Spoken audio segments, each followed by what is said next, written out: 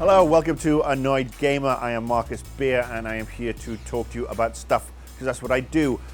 Before we get started, I had a couple of topics on the boiler this week, but given that it's been a really kind of shitty week all told, to be honest with you, with what happened in Boston, what happened in the Middle East with the elections, and there was bombings there, what happened in Texas on Wednesday night, and just generally the shitty state of the world right now, I really found it difficult to get anything really ranty going.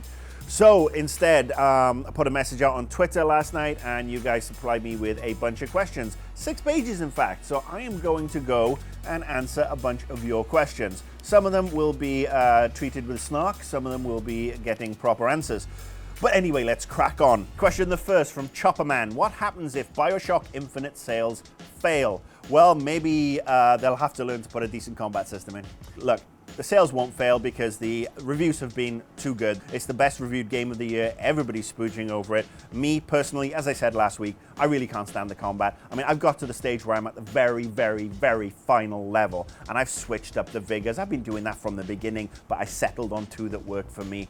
You know, the combat is dull, it's repetitive, it's a chore. When I put down a controller going into the final boss battle so I can go off, smoke a cigarette, scratch my balls, stroke the cats, I mean, anything but actually go through that, that's a bad sign. And that's just my personal opinion. That actually segues nicely into a question from Manu Biggs, who just wanted to point out this story about this Swedish gamer who demanded a refund from Steam, basically because you have a fictional baptism scene in Bioshock Infinite, and you have to go through that baptism scene to actually get into Columbia and progress with the game. There's no way you can skip around it.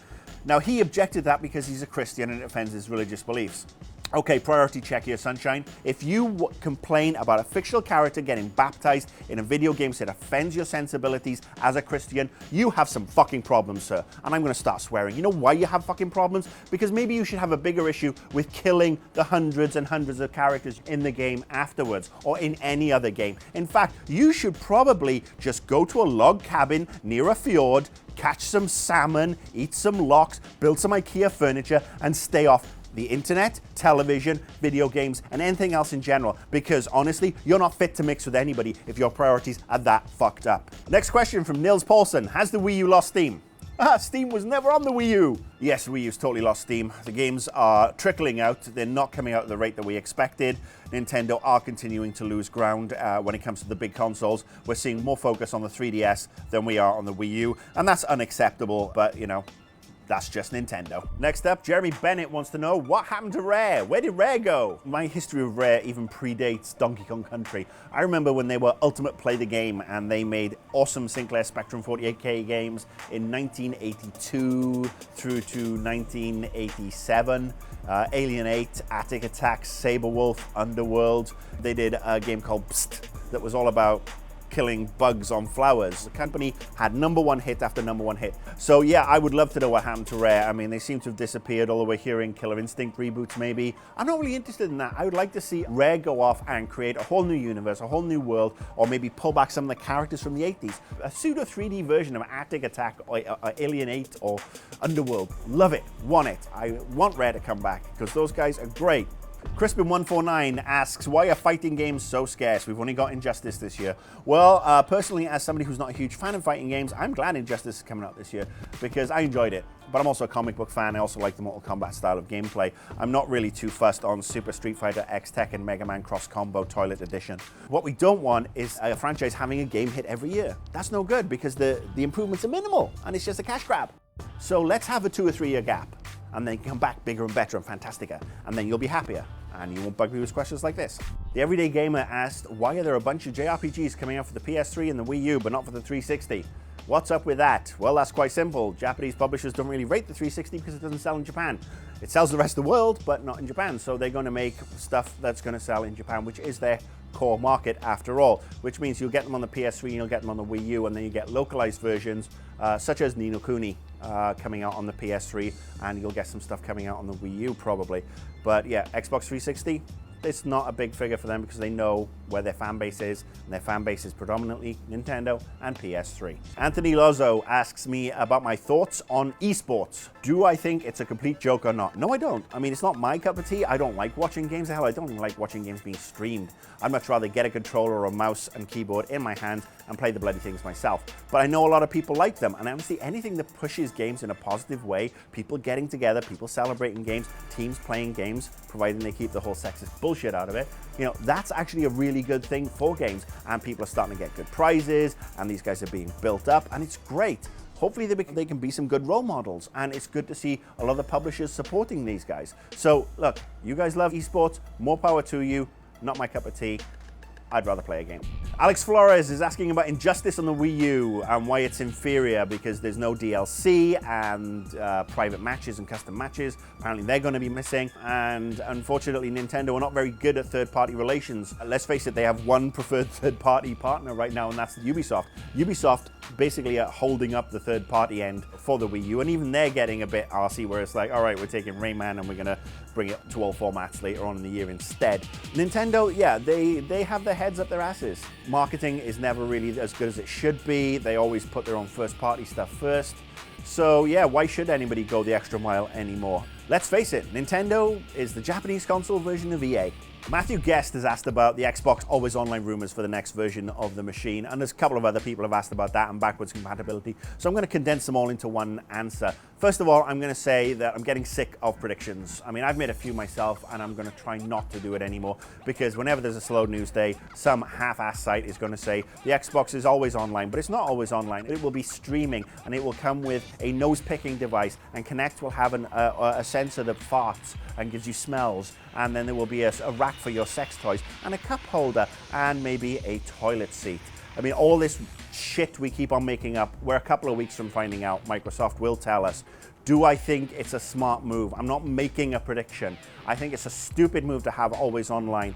I think they would be cutting their noses to spite their faces. I think they would be smart to have, you know, that option come in later down the line, because the broadband connectivity is not there in the US or in Europe. You have them in major cities, but outside you are lucky to get a really good internet connection. It's very rare. It would be stupid for Microsoft to go always on. William Pimlott wants to know, what do I think is the best summer release of this year? Well, I haven't played them yet, but I'm going to hazard a guess, and the one I'm looking forward to the most is actually Last of Us, because Naughty Dog are awesome. Last question, and this was from Alexis Green, who wants to know why the decision makers in gaming companies don't listen to gamers. I'll tell you why, because they have college degrees, because they worked at, you know, Pepsi and Halliburton and Adidas, and they brought these ideas in, and the bigger a company gets, you know, the more scared they are to protect their jobs, so they will go to the safer option every time. That's why we get games like Assassin's Creed every year when we don't need it. That's why we get Call of Duty iterations every year, and, you know, Medal of Honor, and everybody has to be in the shooter category. These people don't give a shit about games, they give a shit about money. Money being the bottom line. And more people are coming into games, because games is one of the few industries that, even though the sales are going down, we're still making more money hand over fist than ever before. And people want a piece of that pie. It doesn't pay for them to be risky and go off and do good stuff if you are a big games conglomerate. The bigger you get, the further away you get from your customer. It's called the Walmart effect. You end up appealing to the lowest common denominator.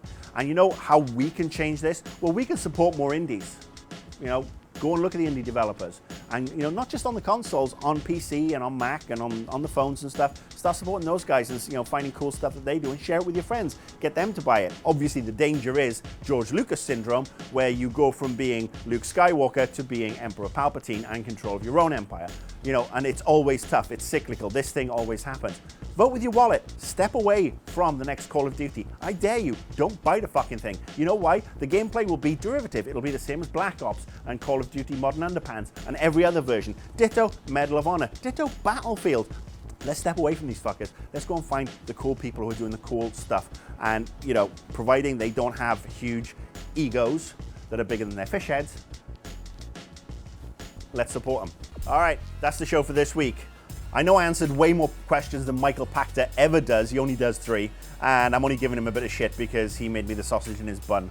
Yeah, exactly. It's as creepy as it sounds. And I want to be the bun, and I want Marcus to be the hot dog, and I just want to hug him. And Michael, my wife, has questions for you. She certainly won't let us go drinking scotch alone ever again. That's the show for this week. Follow me on Twitter. I am Annoyed Gamer. Thank you to everybody who gave us questions this week. And again, my thoughts go out to everybody who's been affected by everything that's gone on this week. Boston, the Middle East, Texas, things that happened in Greece on Thursday morning. I mean, it's just been a messy week for planet Earth. And I am annoyed and I am pissed because we just can't be nice to each other. See you next week. See all of our shows and game reviews now on the brand new GT app on Xbox Live and the GT Originals iOS app too.